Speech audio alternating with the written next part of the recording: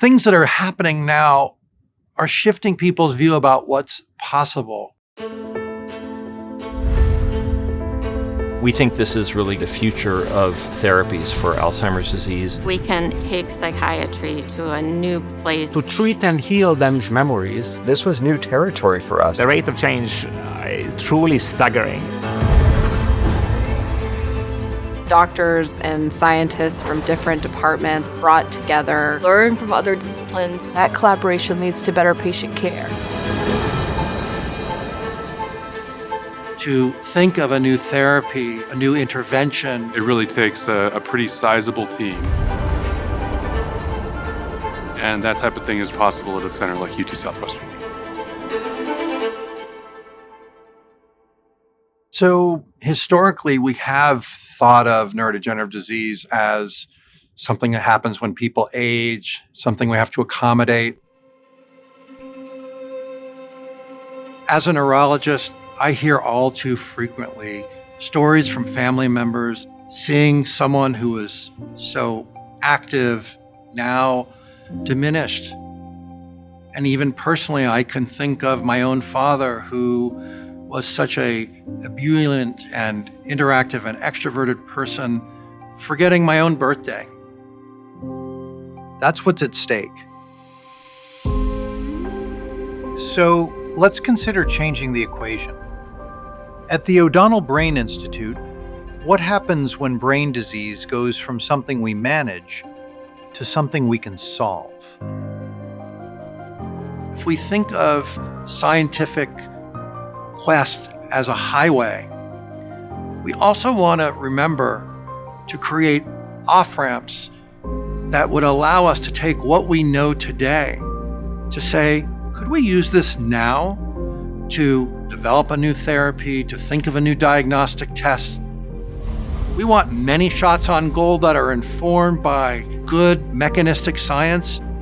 And that drives us to ask, what if understanding could become healing faster?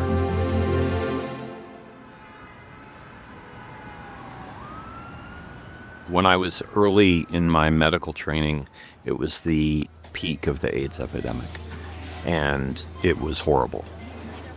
But within a matter of years, basic science had allowed the development of drugs, and that transformed the epidemic. And I look at neurodegenerative diseases very similarly. At the Center for Alzheimer's and Neurodegenerative Diseases, we're asking, do we really have to wait until the damage from a disease is already done? What if we could detect the earliest biochemical changes of Alzheimer's disease long before patients had any symptoms? This level of resolution was simply impossible a few years ago. So what we're looking at here is the disease-causing forms of the tau protein, and we're hopeful that this type of new drug design will allow us to very, very selectively target the disease-causing forms of the protein while not interacting with normal forms. What we've created here at UT Southwestern is unique in the world, because there's collaboration at multiple levels. So there's much more rapid progress than if we were scattered across different universities. So how does this collaboration and discovery actually help a patient facing a real need today? Oftentimes people are up against it with something that is so imminently threatening to their immediate well-being, their ability to live the next day, the next week, the next month, and your ability to intervene at that point in their life as a surgeon and to preserve life feels so deeply rewarding.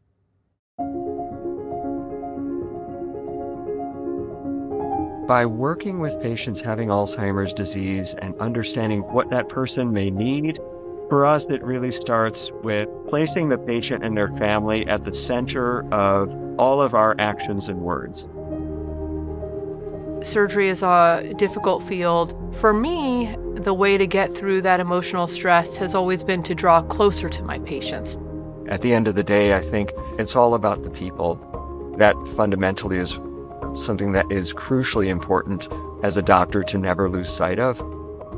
Being a patient in the modern era is so very difficult. There are many specialists, there are subspecialists, and for one patient to be able to find all of these pieces to the puzzle themselves, that's nearly impossible. But here we really have a team-first, multidisciplinary approach. That could include physical therapy, respiratory therapy, a social worker or other psychologist in their care, and coordinate those all within one physical space. It leads the patient to believe that they don't have to be their own advocate for every last portion of their medical care. You have to see a patient through the whole way through. And the whole way through is growing old together. And I say that to my patients often. Our goal is to grow old together. You'll be old, I'll be old. We'll laugh about this 30 years from now and it'll be a blip on your radar. And that's the goal. In the operating room, Dr. Patel is focused on saving a patient's life. But does the story end there?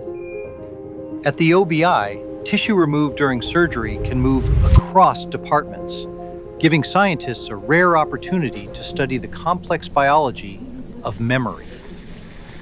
The central question that I've been interested in my whole career, what exactly is happening in the brain when you form and retrieve memories, and how can we use that to create a therapy to save those memories? The idea of using sonar pulses for mapping, it's an idea that's been around in electrical engineering, like a totally different domain. Me and my team, a few years ago, started to try to figure out how to apply it to the question of brain circuits involved in memory. That work led us to identify something called time cells. These are neurons that keep track of when events happen, essentially a thread that holds a memory together in time. Understanding those cells may help us design ways to restore memory. Making these discoveries would unlock new therapies for patients that currently don't have any options, people with memory loss for a variety of conditions, including Alzheimer's, mild cognitive impairment. I'm very excited about this opportunity to collaborate with Dr. Lashansi. And he's a world-renowned scientist who's famous for his understanding of very fundamental neural activity that zooms in even further.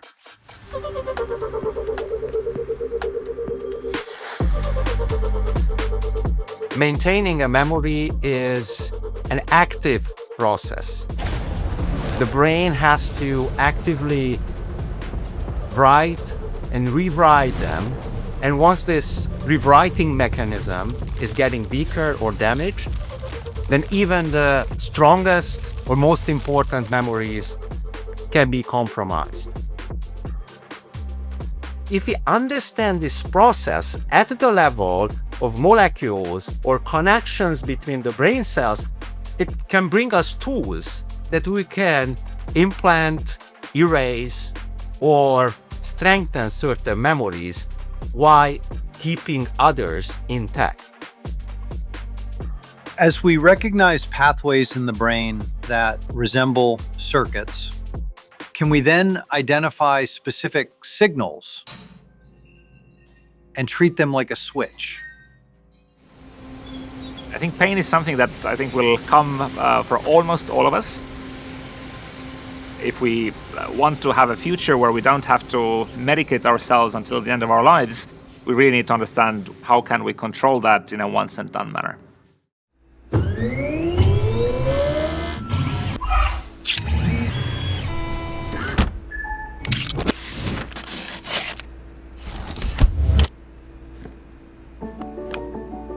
My lab specifically looks at the spinal cord to understand what is both the hardware as well as the software of pain.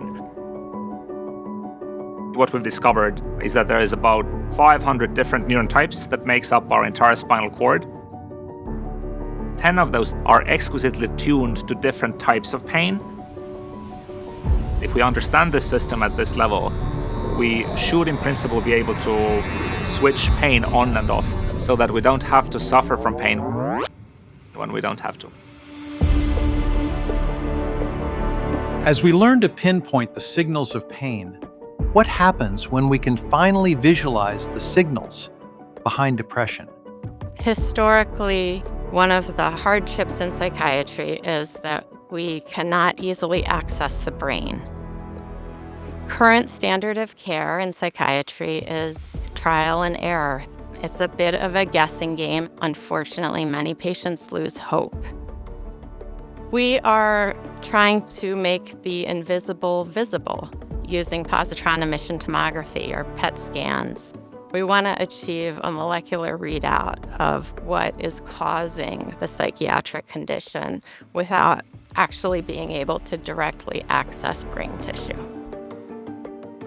My goal is that we are leading in the development and deployment of molecular imaging tools to transform the way that psychiatry is practiced.